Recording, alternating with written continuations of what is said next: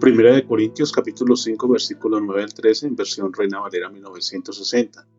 Os he escrito por carta que no os juntéis con los fornicarios, no absolutamente con los fornicarios de este mundo, o con los ávaros, o con los ladrones, o con los idólatras, pues en tal caso os sería necesario salir del mundo. Más bien os escribí que no os juntéis con ninguno que llamándose hermano fuere fornicario, o avaro, o idólatra, o maldiciente, o borracho, o ladrón, con tal ni aun comáis. Porque, ¿qué razón tendría yo para juzgar a los que están fuera? ¿No juzgáis vosotros a los que están dentro? Porque a los que están fuera Dios juzgará. Quitad pues a ese perverso de entre vosotros. Amén. Esta porción de la Escritura trata un problema específico. Es el de tolerar el pecado de la fornicación entre los que se dicen ser cristianos. Ya Pablo les explicó que la práctica de ese pecado y otros entre los miembros de la iglesia es algo que no debe tolerarse, sino debe amonestarse a los tales, y si persisten en sus conductas pecaminosas, deben ser expulsados. Posteriormente, el apóstol termina de fundamentar este pensamiento, recordándole a la iglesia que si bien es cierto, la iglesia está en el mundo, pero no el mundo en la iglesia. Esta porción de la escritura inicia con la afirmación del apóstol donde les dice: os he escrito por carta. Esto nos permite determinar que ya había escrito otra donde les pidió no juntarse con los fornicarios, pero sus enseñanzas fueron mal interpretadas. Lo que Pablo les decía no era que tenían que alejarse de todos los pecadores de este mundo, sino que no se juntaran con aquellos que se hacían llamar cristianos, pero llevaban una vida de pecado escandalosa. Es obvio que los creyentes tendrán una relación con los incrédulos, ya sea a nivel familiar, a nivel laboral o en comunidad. Jamás la iglesia podrá aislarse del mundo, ya que está llamada a testificar el evangelio de Cristo al mundo. Sin embargo, eso no significa que los cristianos tienen que vivir como el mundo lo hace. El apóstol Pablo advierte el peligro que los creyentes corren al tolerar a ciertas personas que se hacen llamar cristianos, pero llevan una vida pecaminosa sin arrepentirse.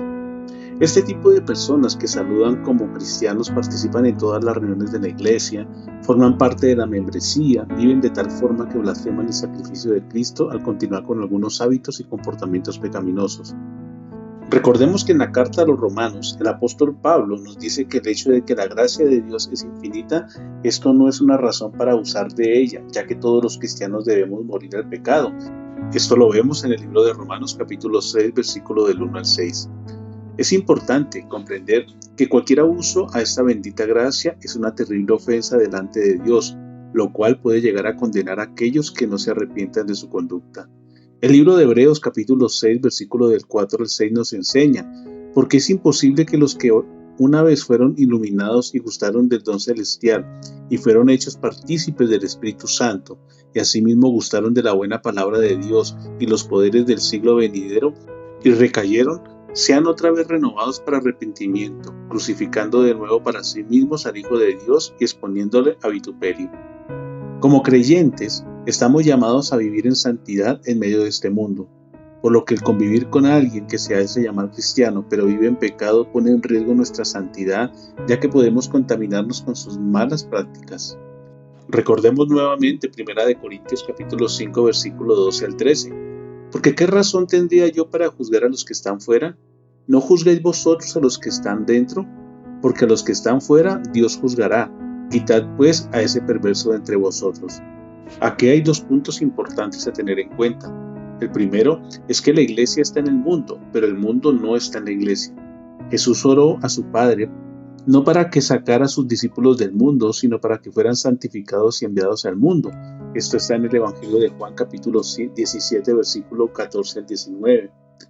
Debemos entender que el deseo de Dios no es que nos aislemos de este mundo pecador yéndonos a un monasterio o a un lugar totalmente aislado en la selva o en lo más alto de una montaña, sino que nos apartemos de sus tradiciones y prácticas pecaminosas y les testifiquemos a través de nuestra vida santa y el Evangelio el poder transformador de Cristo.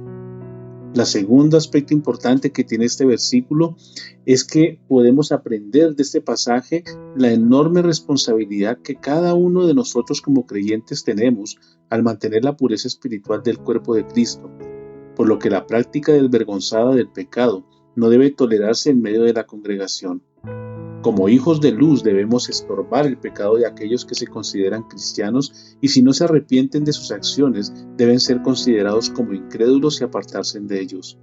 Es por eso que la Iglesia debe vigilar que se mantenga la santidad y unidad en el amor en medio de sus miembros. No se puede tolerar que uno de ellos viva en pecado contaminando con su comportamiento a otros miembros que luchan por agradar a Dios y mantener una vida en santidad. Recuerda que la Iglesia del Señor está conformada por todos los creyentes del mundo y es importante que cada uno de nosotros trabajemos y nos esforcemos todos los días por andar en santidad y en comunión con Dios. Revisemos cómo está nuestra relación con Dios.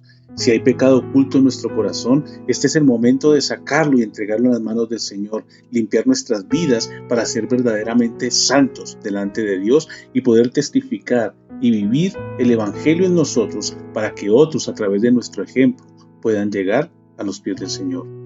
Feliz día, Dios les bendiga.